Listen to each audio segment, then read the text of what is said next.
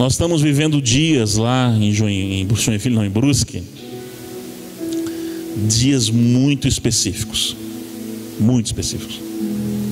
E o tema de hoje, desse nosso 7º encontro, como passou rápido, né, gente? Como passou rápido. No mês que vem eu devo vir com a minha mãe, trazer ela, e aí eu venho com a turma toda em novembro. Amém? A turminha toda.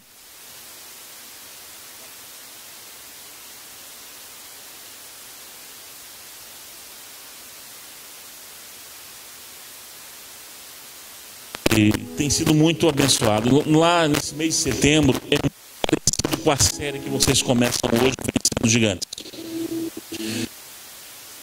De hoje, nos 2 cultos, que é o culto, inclusive eu já anunciei para a igreja que eu ia falar sobre decretos nos 2 cultos domingo. E orando agora à tarde ali no lugar, na nossa residência em Mogi. Eu tomando posse já, estou brincando. Veio muito forte de compartilhar isso aqui também.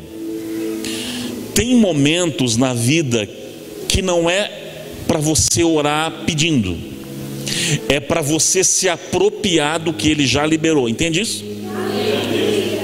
Você entende a diferença? Tem momentos que assim, não, filho, não é para só se apropria. Não é movimento triunfalista, não é nada disso. Eu acho que eu expliquei algumas mensagens para trás, quando eu vim aqui, sobre a teologia franciscana, muito presente no Brasil há 3, 4 décadas atrás. Lembram disso? Acho que eu falei isso.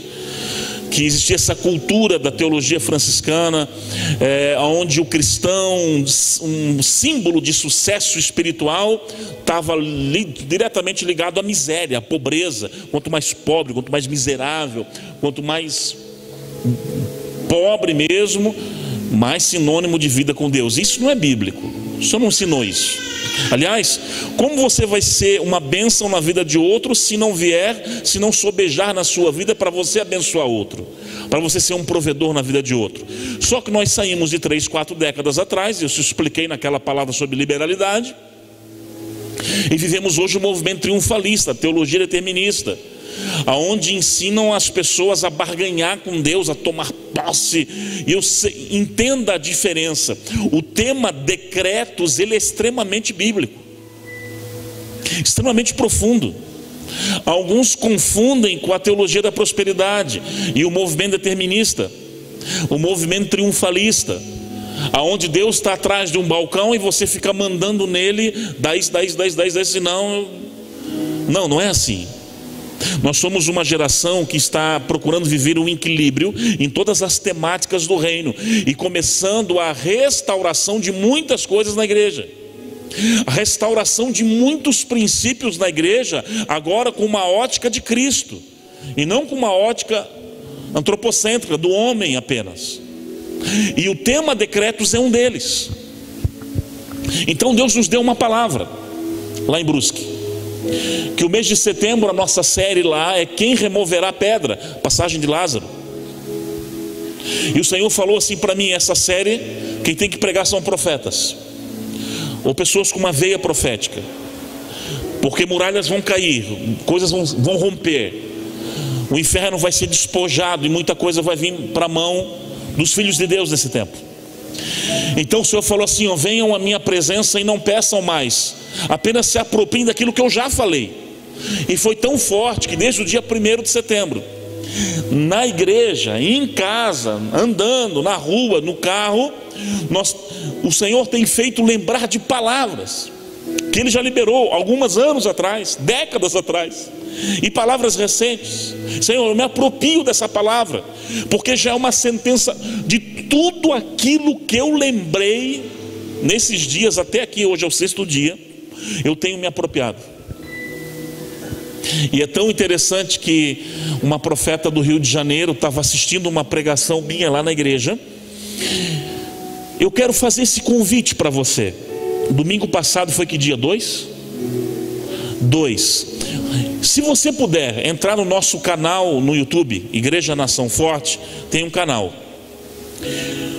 Domingo de manhã pastor André Estel.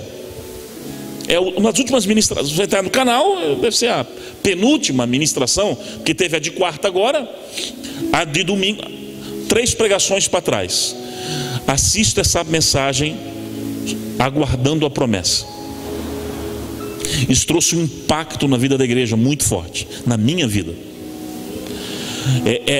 A experiência que eu tive era como se algo passasse dentro de mim, e uma profeta do Rio de Janeiro assistiu essa pregação, e ela conta uma visão que teve realmente de anjos do Senhor despojando as trevas, porque só o que nós fizemos é declarando o nome poderoso de Jesus, um nome que é sobre todo nome.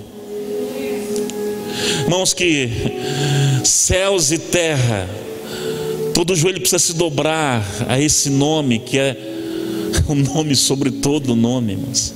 Nada é maior do que o nome de Jesus. Principados, potestades não são maior que o nome e o sangue de Jesus. E quando nós começamos a declarar isso, aconteceu algo no mundo espiritual muito forte. E o que nós temos feito nesses dias, e eu falei para eles: eu quero fazer um exercício com vocês. Peguem uma caneta, um papel, não tinha na igreja, então você vai chegar em casa e vai fazer isso. Anote todas as palavras que você recebeu, que você se lembra, que você entendeu que foi de Deus, que Deus te deu, que o profeta foi usado, que testificou.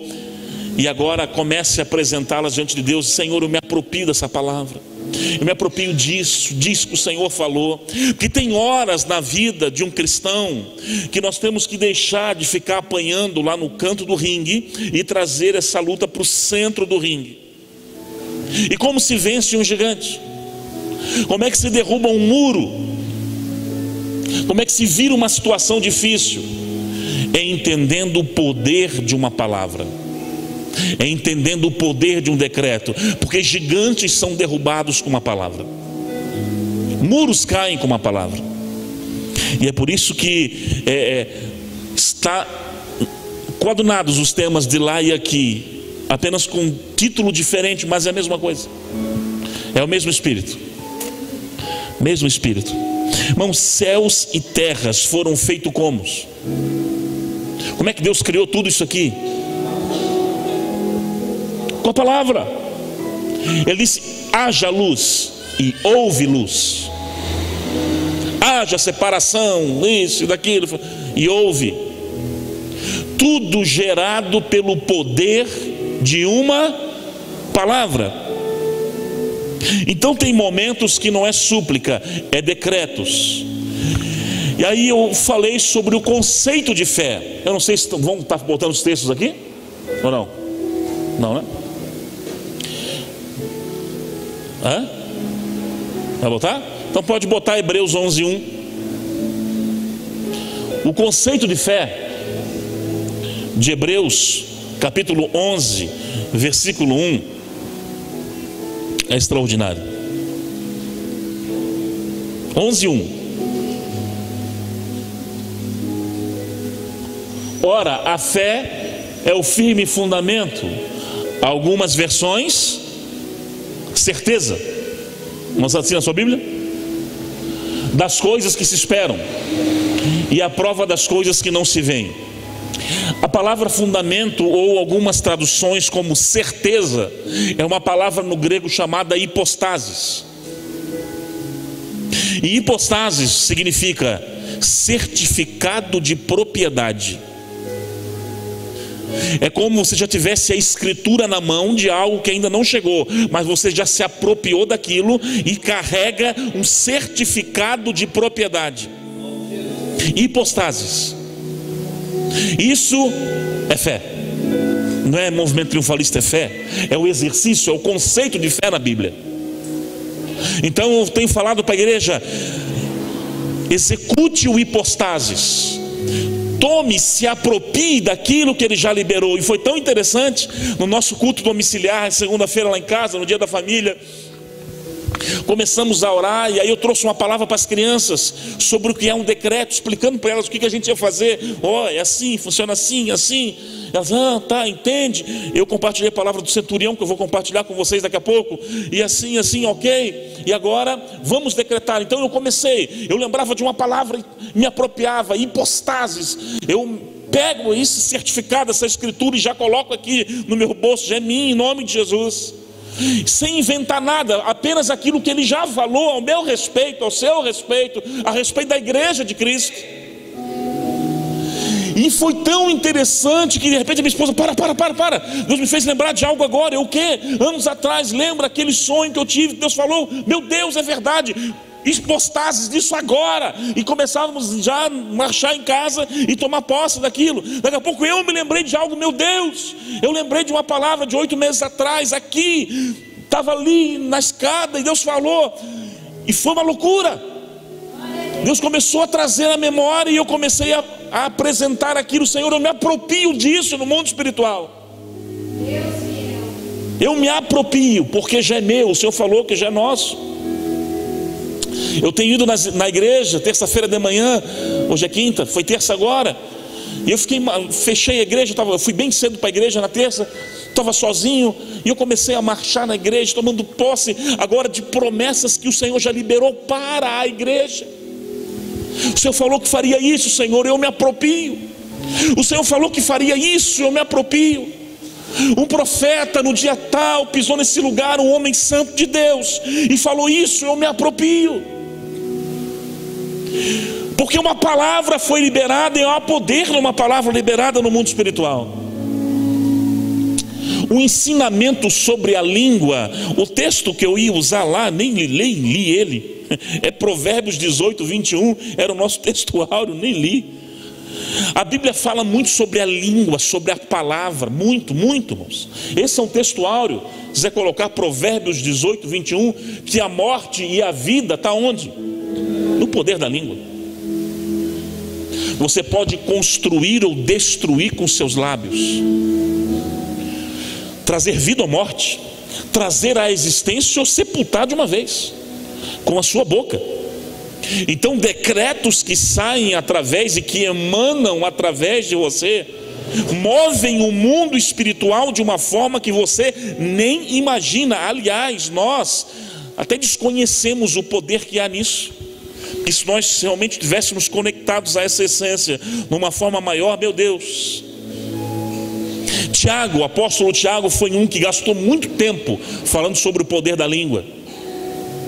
E esse é interessante a gente ler. Tiago capítulo 3, versículo 1. Vamos ler, é um texto grande, mas a gente precisa ler até o 12. Fala muito sobre meus irmãos, muitos de vós não sejam mestres, sabendo que receberemos mais duro juízo, porque todos tropeçamos em muitas coisas. Ele fala, a gente é falho, ele está falando. Mas se alguém não tropeçar, onde? Aonde que ele fala que a gente vai alcançar uma perfeição em Deus? Porque, irmãos, eu vi um pastor agora, especialista em comportamento humano, dizer que 90% dos problemas que nós temos não é palavras que nós recebemos, é palavras que nós emitimos sem sabedoria, sem discernimento, e colhemos o fruto dessas palavras. Então, se um homem não consegue tropeçar nisso aqui, irmão, ele é poderoso para refrear todo o resto do corpo. 3. Ora, nós pomos os freios na boca dos cavalos, para que eles nos obedeçam, e como conseguimos dirigir o corpo dele inteiro.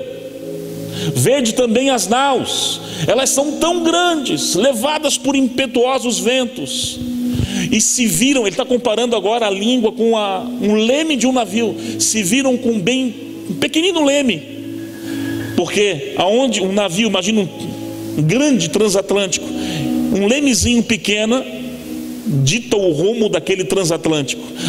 O nosso corpo também, ele recebe tudo aquilo que as nossas palavras liberam. Assim também é uma língua, um pequeno membro, e gloria-se de grandes coisas.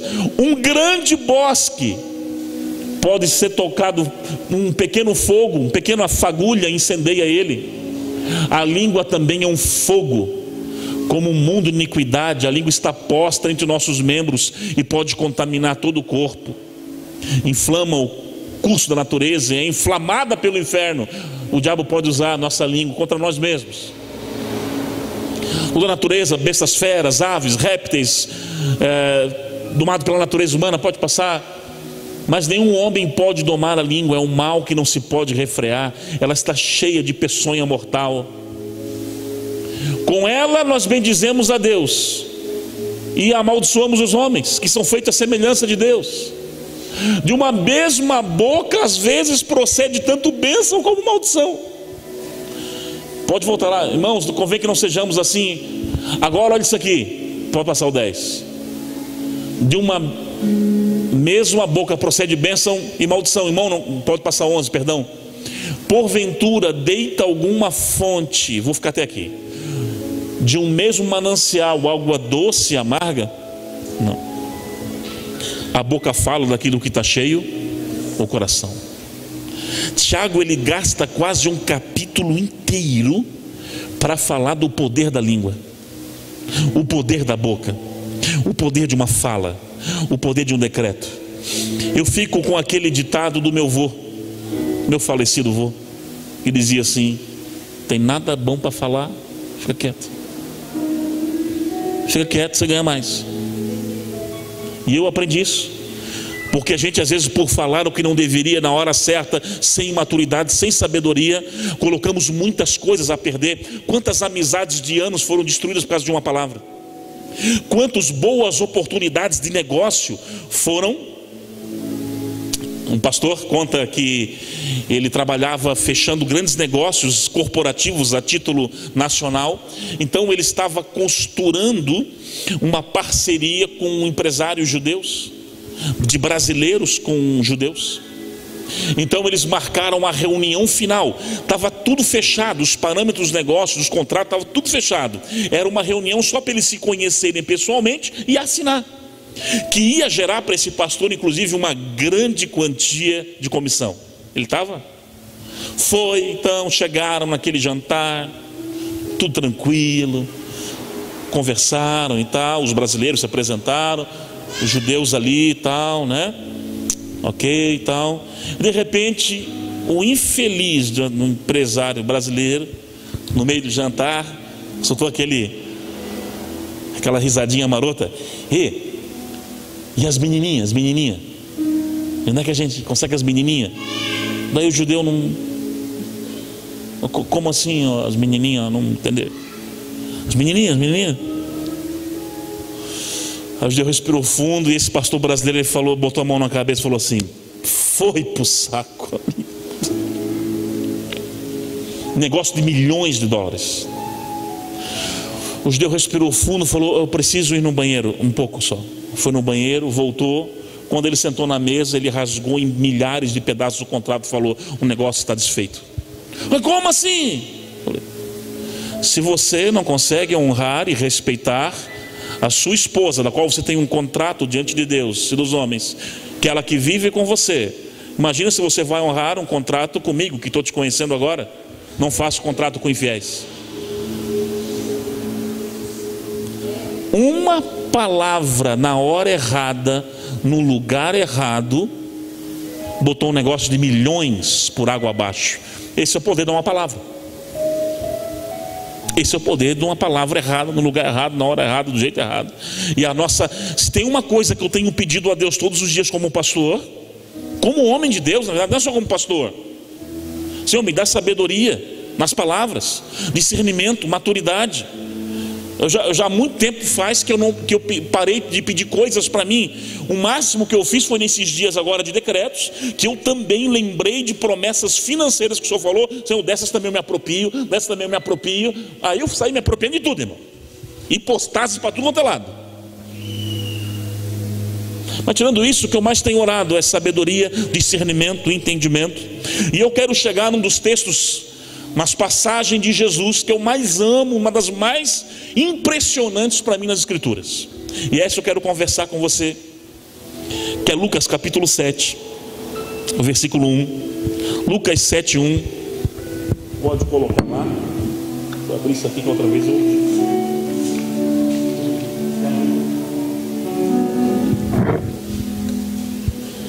O Juninho que está comigo é líder de louvor, líder do nosso ministério de louvor lá. O ministério que tem precisa de uma bênção, né, Juninho? Nós temos 4 bandas lá, 4 grupos. E o Juninho que é o líder lá, que coordena e uma galera. E quando a gente começou, eu me lembro quando eu assumi a igreja, não tinha ninguém. O Juninho estava lá pelos cantos, eu falei assim, cara, fica comigo e você vai ser o líder de louvor dele. Mano, nunca liderei nada, mas vai ser, em nome de Jesus. Tamo junto. E hoje tem sido um líder lá por excelência, irmão, feito um trabalho lindo.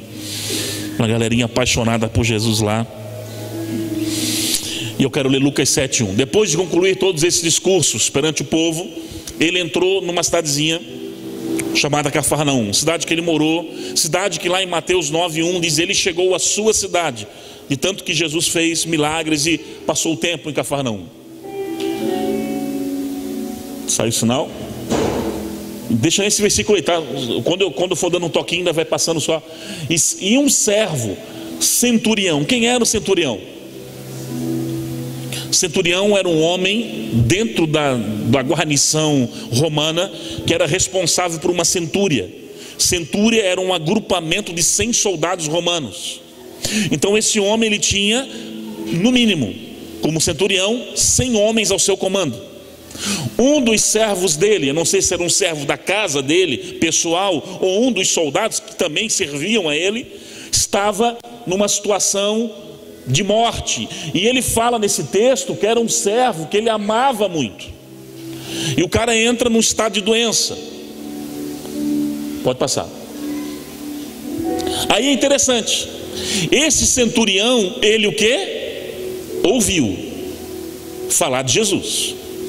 Que Jesus estava curando enfermos, Jesus estava libertando, por onde Jesus estava passando a coisa estava acontecendo. E ele enviou então alguns anciões dos judeus. Para quê? Para que viesse até Jesus, falasse com ele, Jesus pudesse vir até a casa dele, orar pelo servo dele, e o servo dele ser curado. E olha o que esses anciões falaram. Quando esses anciões chegaram junto a Jesus, é interessante um judeu falar isso de um romano. Os anciões dos judeus, homem de responsabilidade, homem de estima, eles chegaram junto a Jesus e falaram assim: Jesus, vai lá orar pelo servo desse centurião, porque o cara, eles falam que é digno, é um cara digno. Então esse centurião, mesmo sendo dentro do regime romano, era um cara que tinha um apreço pelos judeus. E aí no próximo versículo, inclusive, vai mostrar que esse apreço em ações. Quer ver? Ele ama a nossa nação. Um judeu falando que o romano amava a nação dele. E ele construiu com recursos próprios uma sinagoga para os judeus ainda. Isso fez com que os anciões então chegassem e assim: olha, esse cara é gente boa demais, ele tem um coração no reino, ele construiu com recursos a igreja, ele é um provedor. Jesus ouviu tudo aquilo, e o que Jesus fez? Foi com eles. Agora olha isso aqui, irmãos.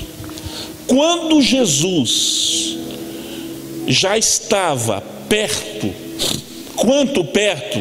Não sei, 100 metros, 150, 500 metros, não sei, mas era uma distância na qual dava visualmente o centurião conseguiu vir chegando Jesus e a sua comitiva. Ele pega agora outros servos dele e manda ir de encontro até Jesus.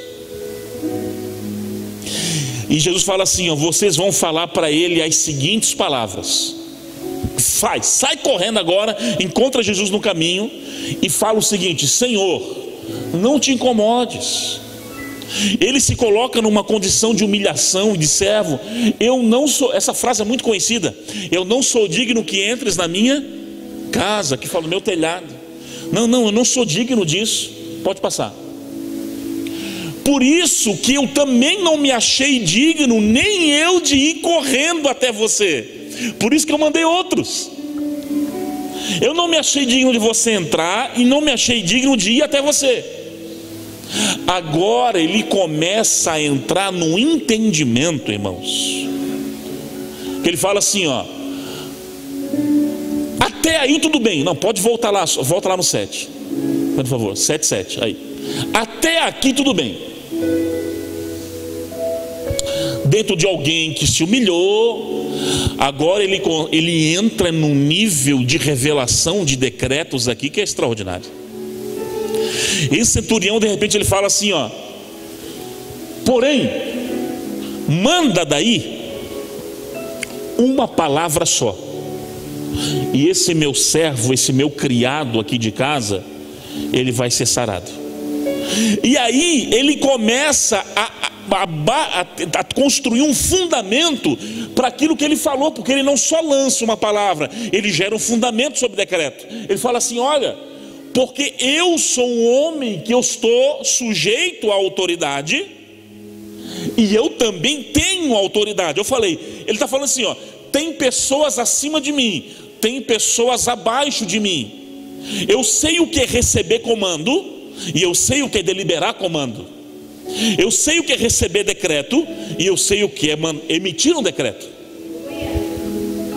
Eu tenho muitos soldados ao meu poder, e se eu digo para esse soldado assim, vai, ele tem que ir. Se eu digo, vem, ele vem. E se eu digo para o outro, faz isso, ele faz. Esse cara, ele começa a fundamentar decretos. Extraordinário o que esse centurião faz. Aí olha só agora, pode passar, por favor. Ouvindo disso, eu perdi a palavra no grego agora. Tem alguma versão de Bíblia de vocês que usa outra palavra a não ser maravilhou-se? Não é extasiou-se? Alguma versão? Entrou em êxtase. Admirado. Jesus, quando ouve um cara romano, centurião, nada a ver com a cultura judaica, nada a ver com a história de Abraão, Isaac e Jacó, nada a ver, o cara nada a ver, não fez escola rabínica, não teve nada disso. Quando o cara vê um homem gentil, com conhecimento tão amplo, Jesus, ele fica de queixo caído. Estou parafraseando o texto. Extasiado, algumas versões falam. Então, ele falou assim: eu não me acredito, é claro que Jesus, do que eu estou ouvindo. E aí ele solta uma sentença, irmão, que eu não sei. Se eu fosse um israelita naquela época, eu ficaria com vergonha. Porque ele fala assim, ó: eu não encontrei em Israel inteiro uma fé que nem nesse cara. Se eu sou israelita naquela época, eu já ficava com vergonha. Ele pegou a mulher do fluxo de sangue. Essa mulher teve fé ou não teve? Bom, essa mulher andou em fé ou não andou? Ele botou abaixo do centurião. Pegou o cego Bartimeu. Teve fé ou não teve esse cara? Botou abaixo. E tantos outros. Jesus pegou todo mundo que também foram ações de fé, falou assim, ó: está todo mundo abaixo do centurião. Em Israel inteira, a fé que nem esse cara não teve. É como pegar o centurião assim: esse cara é o supra-sumo da fé. Por quê? Porque ele foi o único que você vai entender em toda a narrativa bíblica dos evangelhos, que entendeu o poder de um decreto, o poder de uma palavra. Você entende? O cara que entendeu o poder de uma palavra foi o que se moveu mais por fé do que todos no conceito de Jesus. Você entende agora o porquê que é tão importante entender isso? O poder de uma palavra. Porque quando esse cara toca na veia, não, ele tocou na criação. Ele tocou lá em Gênesis. É como se na mente do centurião ele compreendesse tudo. Foi esse cara parece que estava na criação comigo. Quando eu falei, haja e ouve, apareça e apareceu. Tudo se move no mundo espiritual com uma palavra.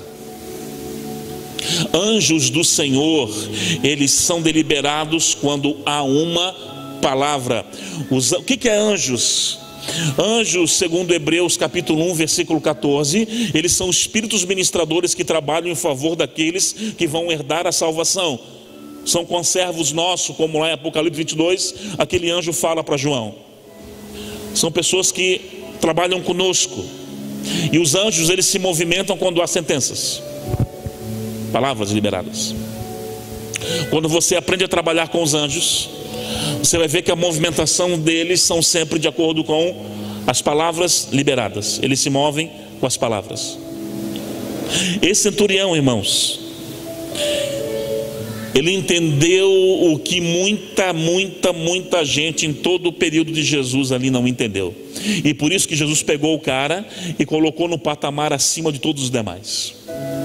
Você entende agora porque quando você abre a sua boca, não é apenas o abrir de uma boca. Você entende agora quando você abençoa um filho e libera uma palavra sobre um filho, não é só uma palavra. Você está erguendo um decreto no mundo espiritual sobre aquela criança. Se você pegar, só nota os textos, não precisa abrir. Você vai ver em Gênesis 28, 3 e 4, Isaac abençoando Jacó. Isaac pega em Gênesis 28, 3 e 4 e começa a liberar sobre Jacó bênçãos. Pai sobre o filho, bênçãos. Você vai perceber agora Jacó em Gênesis 30, 27 e outras passagens. Tudo que Jacó bota a mão acontece, irmão, mesmo ele sendo meio tortinho, falho, até Deus pegar ele vai fazer isso, dá certo. Tanto que Labão, ele reconhece assim: meu Deus está contigo, tudo que você bota a mão prospera. Tanto que Labão engana ele para ele ficar mais tempo com Labão, porque viu que havia uma bênção sobre a vida daquele rapaz. Sim, porque já vinha uma palavra liberada do pai. As 3 gestações das minhas filhas, de Sara, Letícia e Catarina, os 9 meses, todas as noites, com a mão sobre o ventre da minha esposa e declarando palavras sobre a criança. Você emprestará, não tomará emprestado. Você tocará as nações. Aonde você pisar a planta dos pés, encontrarás prosperidade. Temerás ao Senhor, os Deus, todos os dias da sua vida. E declarando palavras, construindo espiritualmente palavras. E eu sei que elas vão colher isso por resto das suas vidas, de decretos de um sacerdote sobre a vida delas. Porque há poder numa palavra liberada. Há muito poder. E isso eu faço até hoje. Nos dias de família, nossos cultos, volta e meia eu vou lá e libero uma palavra aqui, uma palavra ali. Quando eu estou levando uma para o colégio e já vou orando no carro com elas e vou liberando sentenças no mundo espiritual. Porque, irmãos, é construído coisas, é no mundo espiritual. É no mundo espiritual que você constrói e depois ela se materializa no natural, com palavras. Então por isso que tem gente que está lá: pastor, não sei o que, lá em casa, não sei o que. Levanta você, homem de Deus, bota a mão naquelas paredes e começa a declarar o nome de Jesus lá, o sangue de Jesus naquele lugar, que o inferno retroceda no nome de Jesus. Porque há poder nos seus lábios. Você é salvo, remido pelo sangue do Cordeiro. Você é filho e filha de Deus. Há autoridade. É por isso que Jesus falou: olha, eu vos dou autoridade para pisar em serpentes e escorpiões. No meu nome expulsarão demônios. No meu nome curarão enfermos. No nome de Jesus o inferno tem que retroceder. Porque não há nada maior do que o nome de Jesus. Nome que é sobre todo nome. O conceito de decreto é o seguinte: decreto é uma ordem emanada de uma autoridade superior ou órgão, aí falando até do campo civil, militar, leigo ou eclesiástico, que tem que determinar o cumprimento de uma resolução. Lembra de Esther? Quando Amã convence o rei Assuero a realizar aquele decreto, que na época era selado com o anel do imperador. Aquele decreto era algo tão sério que mesmo depois sendo desbaratado todo o processo de engano de Amã, O rei falou: eu não posso revogar um decreto meu. O que ele pôde, a estratégia que o Espírito Santo deu foi: eu vou dar um novo decreto, onde os judeus poderiam se defender no dia da carnificina declarada. Foi um decreto que não revogou o outro, mas que deu uma estratégia encontrada para eles poderem então pelo menos se defenderem do poder que há no decreto. Tantos exemplos aqui que eu poderia. Agora entendam uma coisa: nós temos que ter maturidade, irmãos, porque decreto no mundo espiritual é algo muito sério. Não é sair liberando palavras em vão, sem nexo, sem sabedoria. É preciso ter muita parceria e confiança e comunhão com o Espírito Santo. Tem um livrinho dos meus que estão lá atrás, trouxe os materiais, estão lá atrás. Orem aí que quem sabe até novembro eu estou com um novo livro, 10º. Estou produzindo aqui, recursos, né, irmão? É produção, é profissionais, mas em nome de Jesus, quem sabe em novembro eu esteja aqui. Um livro chamado Achei um Tesouro. É um tratado sobre amizade conjugal. Ficou muito legal, muito legal. Os outros da família estão lá atrás. E tem um pequenininho lá chamado O Amigo de Deus. E nesse livro, O Amigo de Deus, eu trabalho a vida de Abraão. E uma das coisas que eu falo logo na introdução, eu falo assim: olha, Deus ele ama a todos, mas não confia em todos. Deus ele faz acepção de pessoas? Não, mas de atitude sim. Então aí que está. Para realizar decretos no mundo espiritual, você precisa ter uma parceria, uma comunhão com o Senhor. Tem coisas que não, tem coisas que é mandar o inferno embora mesmo, recuar mesmo, em nome de Jesus. Você está debaixo daquela opressão, é você se levantar e guerrear. Agora, por exemplo, nesses dias de decretos lá na nossa igreja que nós estamos vivendo, o que nós estamos fazendo de decretos não é inventando nada, foi o exercício que eu mandei as pessoas fazerem. Lembrem de tudo que já foi liberado. Já foi liberado sobre a sua vida, sobre a sua casa, sobre a sua família. E as pessoas começaram a escrever mesmo, escrever. Muitos falaram comigo: pastor, comecei a orar e pedir o Espírito Santo para me trazer a memória. Meu Deus, eu lembrei de coisas que Ele me deu que eu já estava no campo do esquecimento, estava quase que sepultado já. Começou a escrever, escrever, escrever, escrever, escrever, e orar em cima dilo aqui: Senhor, eu creio nessa palavra, eu me aproprio dela. Isso era já liberando decretos, sentenças no mundo espiritual, começando a construir no mundo espiritual. É um tempo de você começar a entrar diferente no mundo espiritual, irmãos. A gente às vezes dá um poder ao diabo que ele não tem. Às vezes a gente engrandece mais o diabo do que ele merece. Temos lá nosso ministério de cura e libertação na igreja, é uma bênção. Eles têm atendimentos diários lá. O pastor Marcelo esteve aqui, inclusive, né? Que é um dos que trabalham. É uma bênção. Eles trabalham muito. E gente curada, transformada, liberta. A escola de Esther agora está no meio do processo. Está lá uma bênção. Mulheres sendo libertas, curadas, transformadas. Tudo isso é importante. Tudo isso é uma bênção. E tem horas que tem que ser coisas específicas serem arrancadas mesmo. Agora não esqueça que nada é maior que o nome de Jesus. Nada é maior que o sangue de Jesus, o nome que é sobre todo nome. Eu tenho declarado muito isso. Eu comecei a chorar lá no fundo, irmãos, no meio do louvor eu comecei a chorar. E comecei a dizer: Jesus, nada é maior que o Senhor. Céus e terra contemplam, não conseguem suportar o peso da tua glória.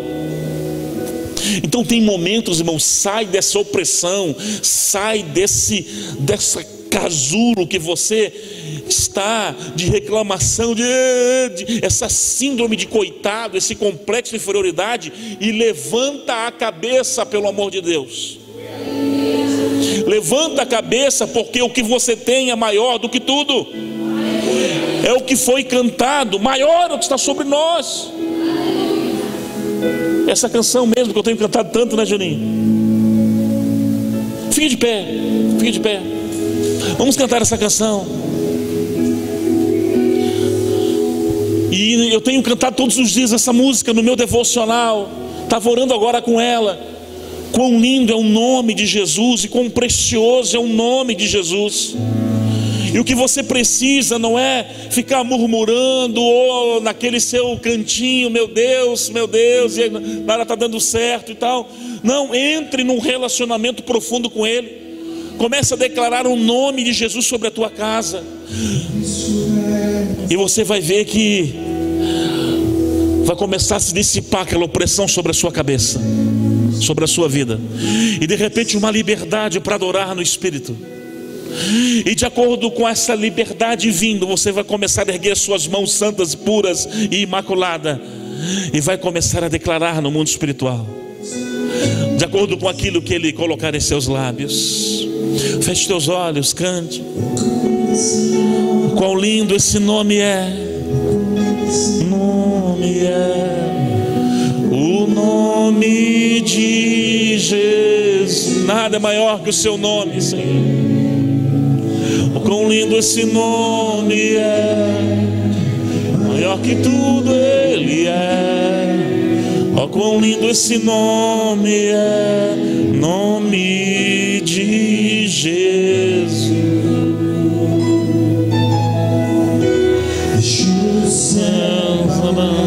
Nós te amamos, Jesus. Veio a nos restaurar.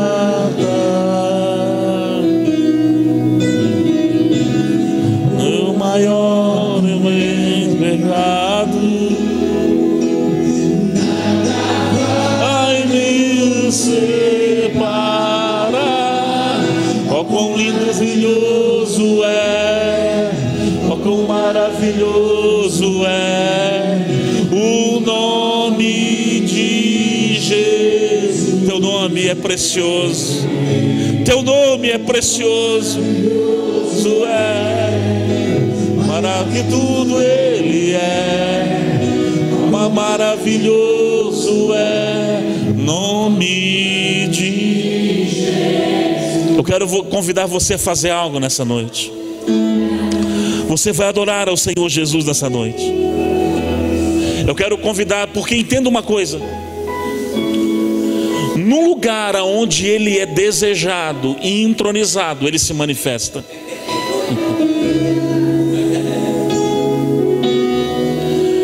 Você vai começar a adorar o nome dEle nessa noite, dizer o quanto Ele é precioso, e você vai ver Ele te pegar. E onde você está? Nós vamos cantar essa canção, e eu quero que você se libere aí. Esquece que está na frente, atrás, é você e Deus agora. E você vai declarar o nome de Jesus. Até solta na mão, solta. É você e Ele agora. Feche teus olhos e comece a dizer: Senhor Jesus, o teu nome é precioso. Vamos entronizar o nome dEle nessa noite.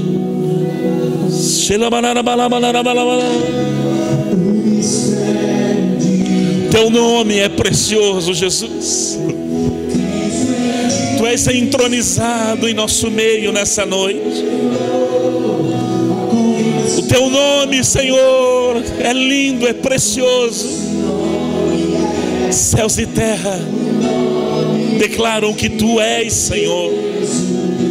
Meu Deus, quão lindo esse nome é. Quão lindo esse nome é, nome de Jesus. Santo, santo.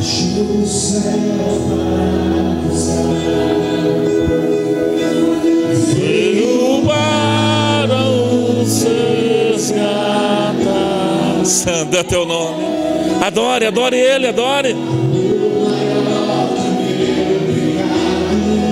Te amamos, Jesus. Te amamos.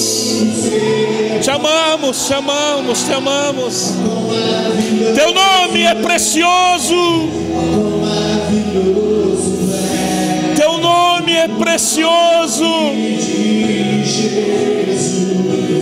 Teu nome é precioso. maior que tudo Ele é.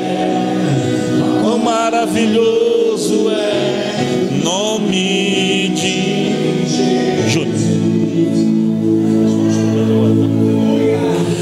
De sorte que haja em vós o mesmo sentimento que houve em Cristo Jesus, que sendo em forma de Deus, não teve por usurpação ser igual a Deus, mas fez a si mesmo de nenhuma reputação, tomou a forma de servo, fazendo-se semelhante aos homens, e quando se achou na forma de homem, humilhou-se a si mesmo, sendo obediente até a morte, e morte de cruz.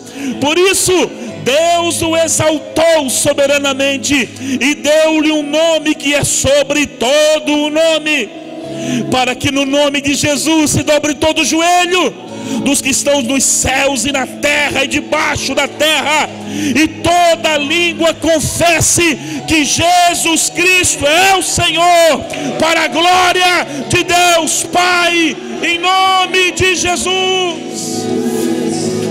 Senhor, nós te adoramos e declaramos que Tu és Senhor, que Tu és precioso, que a Tua presença invada esse lugar e toque os Teus filhos.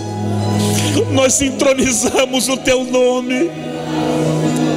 Manifesta-te em nosso meio, Jesus. Tu és desejado, Tu és adorado em nosso meio.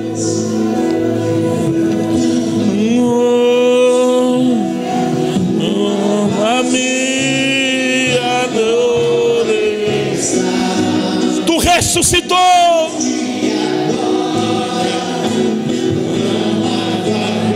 Sim, Deus ressuscitou. Nos prostramos diante de Ti. És invencível,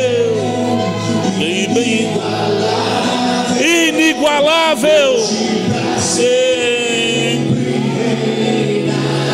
Tu reinas sobre Mogi das Cruzes. Tu és a glória, uma de todo nome. Quão lindo esse nome é, quão poderoso esse nome é, o nome de Jesus, meu Rei. Ó, conosco esse nome é, maravilha que o mundo é, bondoso esse nome é, nome.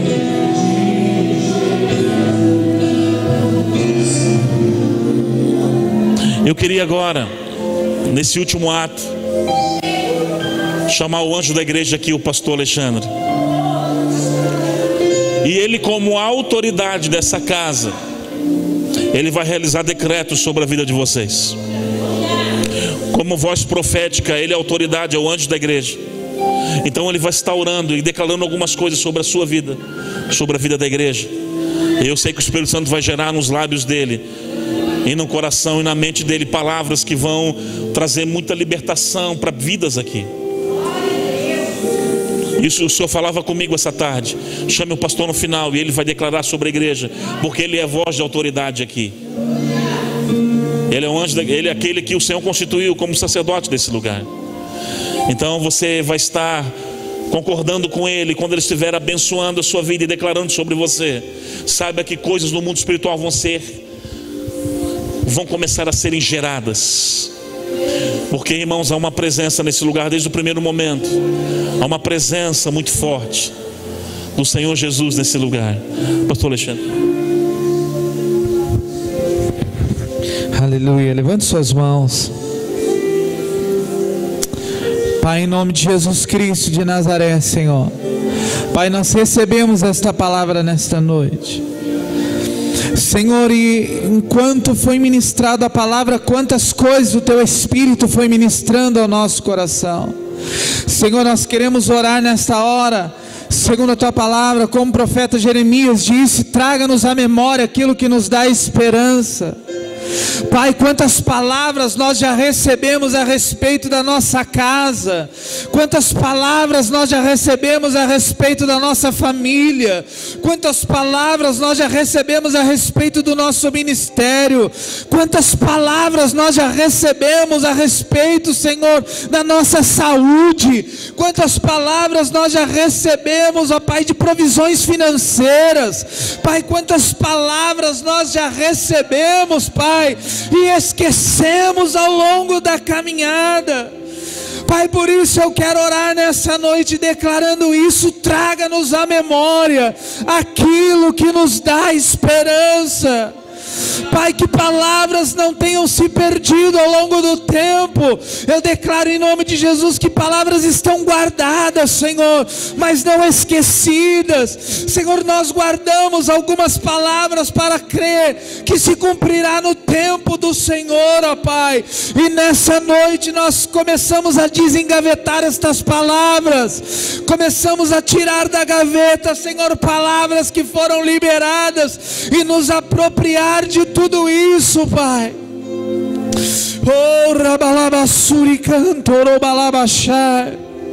Comece nessa hora aí a desengavetar palavras que você recebeu e você guardou sobre a sua casa.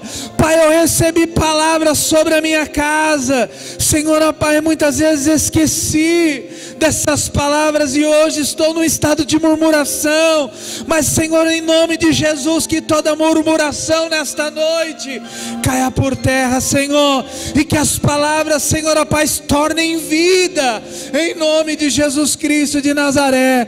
Senhor, eu profetizo salvação, Senhor. Quantas vezes nós ouvimos palavras que a nossa casa, a nossa família seria, Senhor, ó Pai, salva, conheceria o Senhor. Nós, Senhor, liberamos esta palavra nessa noite, em nome de Jesus Cristo de Nazaré.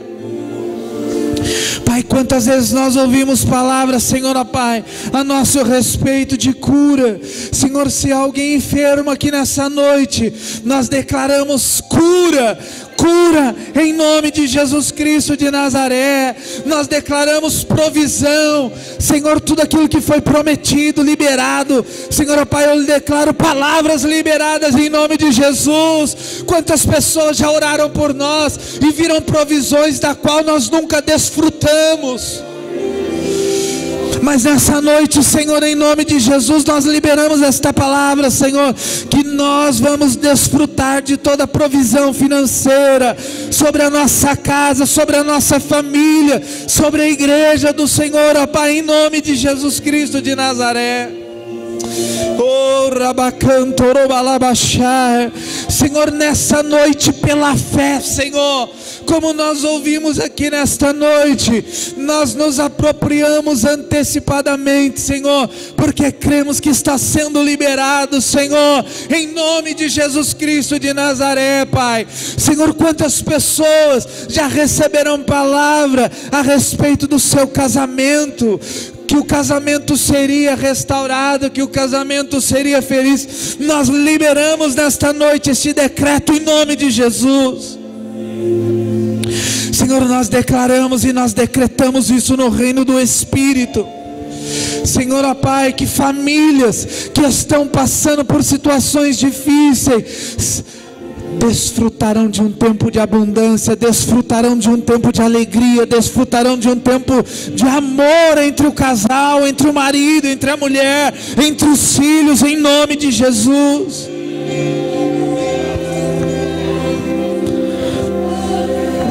Levante tua mão, diga: Senhor, nessa noite eu desengaveto todas as palavras que recebi e me proponho a perseguir estas palavras, em nome de Jesus.